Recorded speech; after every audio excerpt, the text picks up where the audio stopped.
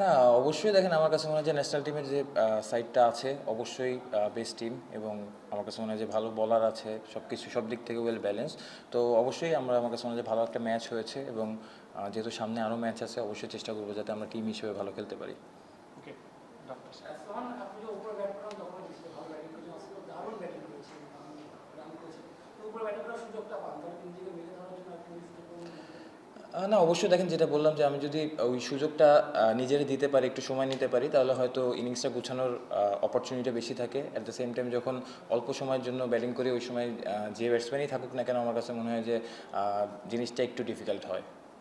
তো ডিফিকাল্টকে ফেস করে অনেকগুলো ম্যাচে ভালো করেছেন, তো যখন জাতীয় দলে খেলেছেন তখন ওই সেই সুযোগটাকে আপনি পেয়েছেন, ওই সেই সুযোগটা আপনি যেভাবে দেওয়া হয়েছে।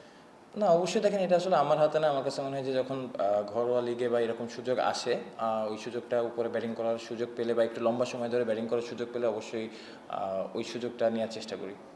ওকে, সো আজকে আপনাদের যখন 4 উইকেট পড়েছে তখন আপনি আসলে ব্যাটসম্যান হিসেবে প্রপারলি টিমটাকে জিতেছিলেন, তখন আসলে আপনার চিন্তা ভাবনা কেমন ছিল যে ম্যাচটা এখান থেকে মানে অনেক লম্বা তখন ম্যাচ প্রায় 90 রানের মতো তখন উইকেট ছিল, কি চিন্তা করছিলেন? না, দেখেন আমার কাছে মনে হয় যে বাবুল স্যার কোচ আছে এবং শান্ত ক্যাপ্টেন। আমরা যখন টিম মিটিংও হয়েছে সবসময় একটা কথাই বলা হচ্ছিল যে শেষ পর্যন্ত বিশ্বাস করা। এবং আমার কাছে মনে হয় যে ড্রেসিং রুমের পরিবেশটা হয়তো আমরা আর্লি উইকেট হারিয়েছি বাট সবসময় ওই বিশ্বাসটা ড্রেসিং রুমের ভিতরেও ছিল।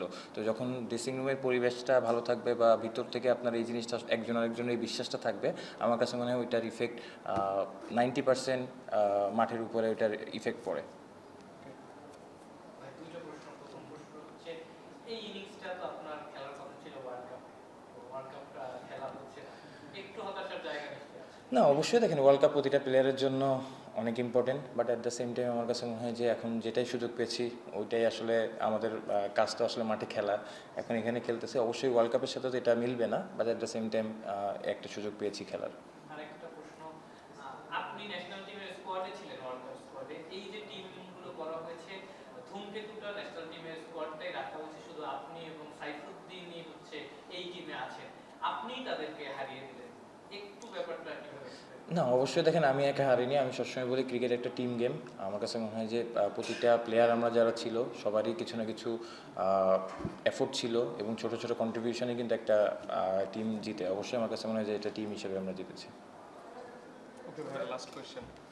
জাকের আলীকে নিয়ে জানতে চাচ্ছিলাম, তিনি একটা ব্যাট পেয়েছেন দিয়েছিলেন আজকে একাদশ আসলে তার সাথে তার কথা হচ্ছে, আসলে মেন্টালি সে আসলে কতটা মানে মেন্টালি কি অবস্থা? না, জাকির তো আলহামদুলিল্লাহ আমার কাছে মনে হয় খুব ভালো অবস্থায় আছে এবং সুযোগ আজকে তো খেলেছে। আপনি মনে হয় দেখেন।